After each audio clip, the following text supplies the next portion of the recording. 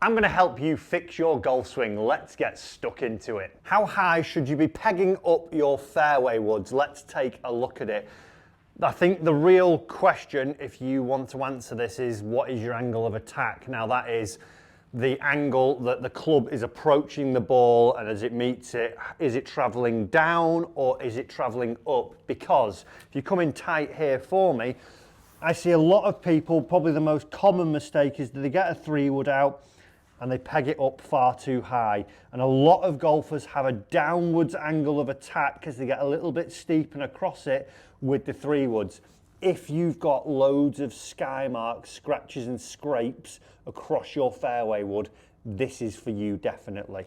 Now, if you had a really positive angle of attack, so something that was approaching on the up 10, 12 degrees, you would probably need something like this, but you'd probably also need a lesson. But what we want to try and do, and a good rule of thumb that I would always say to my students, is that we just want to have it just perched ever so slightly above the ground. So if we pop it in, that may be too high for some people because they might still come down and get that little bit of club on top of the golf, or a little bit of ball on top of the golf club. So it's a little bit of trial and error.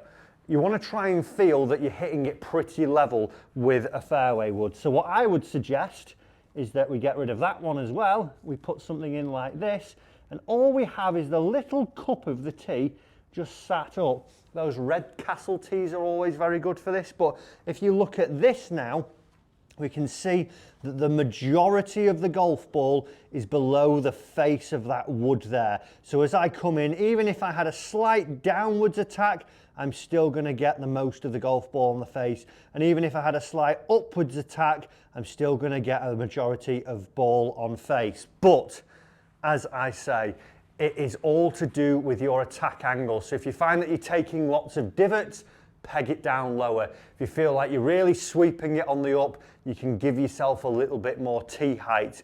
Like I say, for me, I would go down that route where I have the majority of the golf ball below the face, because then once I'm in, I'm just going to try and feel I hit it pretty level, and from there then I can strike it away, the tee pops out, and I get my nice sweeping fairway wood. So have a little play with it. There's no right or wrong answer, but just ask yourself, what's your attack angle? Are you taking a divot? Low. If you're not, you're sweeping it, you can give yourself a little bit more room. Guys, share that around with someone who's struggling with fairway woods off the tee. There's not a generic height you should have it at.